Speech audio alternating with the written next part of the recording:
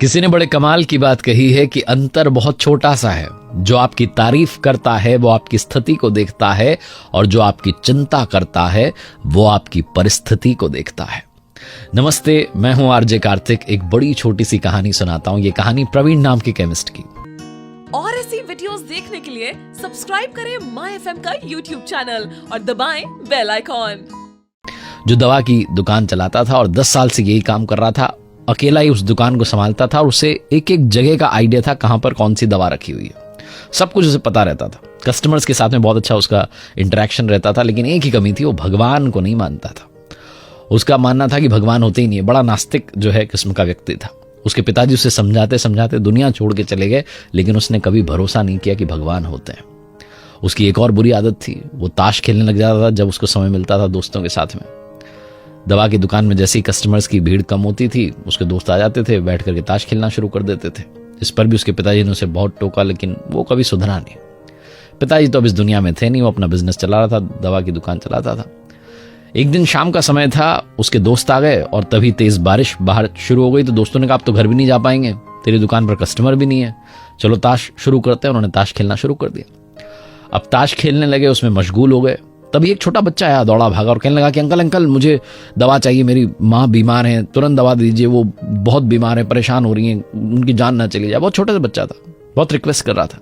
अब प्रवीण का दिमाग दोस्तों के साथ में ताश खेलने में इतना बिजी था कि मन नहीं कर रहा था कि उठ करके जो है उसको दवा दें।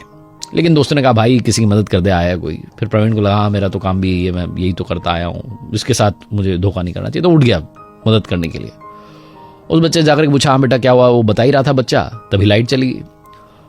अब ओवर कॉन्फिडेंट तो था ही, इसको लगा मुझे तो पता ही कहाँ कौन सी दवा रखी है। इसने तुरंत वो दवा की बोतल निकाली, दे दी बच्चे को। बच्चा चला गया खुश होकर के पैसे देकर। इधर जो दोस्त थे उन्होंने कहा भाई अब लाइट भी चली गई, ताश खेलने में मजा नहीं आ रहा, बीच में गेम रुक गया, अब हम चलते हैं अपने अपने घर, फिर कभी खेलेंगे। ऐसा बोल करके दोस्त भी निकलने लगे।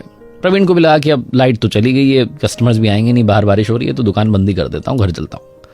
ये भी दुकान बंद करने की तैयारी कर ही रहा था कि अचानक से लाइट आ गई। लाइट आई तो इसने अपना सिर पकड़ लिया।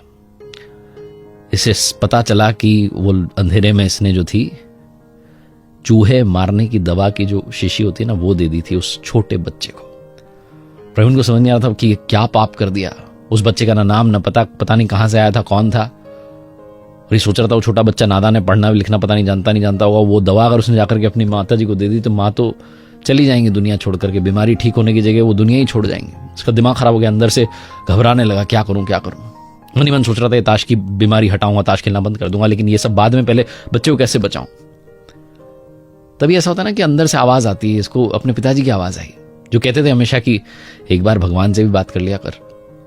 और उसके पिताजी से समझाते समझाते दुनिया छोड़ के चले गए। पिताजी ने कहा था कि जब तुझे लगे ना कि अब कुछ भी तेरे पास में ऑप्शन नहीं है, एक बार भगवान के सामने आंख बंद करके हाथ जोड़ के खड़े हो जाना। इसी विचार के साथ पीछे पलटा तो वहां ऊपर की तरफ इन्होंने भगवान श्री कृष्ण की मूर्ति लगाई हुई थी।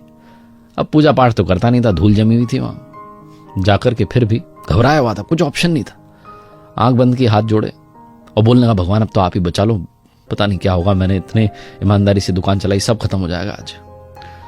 आंख बंद की ही थी, हाथ जोड़ी थी कि बच्चा दौड़ के वापस आया। अंकल अंकल, उसकी आवाज से इसका ध्यान टूटा। वापस पलटा, बेटा क्या हुआ। कहने लगा कि अंकल वो बारिश तेज हो रही ना, आंगन में मेरा पैर फिसल गया, वो बॉटल जो आपने दी थी दवा की वो शीशी टूट गई, दवा सब बिखर गई, मुझे दूसरी बोतल दे दो ना, पर मेरे पास में पैसे नहीं है। प्रवीण ने गहरी सांस ली, भगवान की तरफ मन ही मन धन्यवाद किया, बोले आज तो आपने बचा लिया। बिना देरी के इसने वो सही वाली जो दवाई की बोतल थी वो बच्चे को दी। बच्चे ने कहा अंकल पैसे नहीं। बोले नहीं बेटा तू जा, मम्मी को ठीक कर, उनको दवा दे और बाद में आंगन साफ कर देना जहां दवा गिरी है, ठीक है। मम्मी का ख्याल रखना, और कुछ चाहिए तो आ जाना यहाँ पर दवा लेने के लिए, पैसे की चिंता मत करना। वो बच्चा चला गया खुश होकर के, और ये भगवान को मन ही मन धन्यवाद करने लगा, प्रभु आपने बचा लिया, वरना आज सब खत्म हो जाता।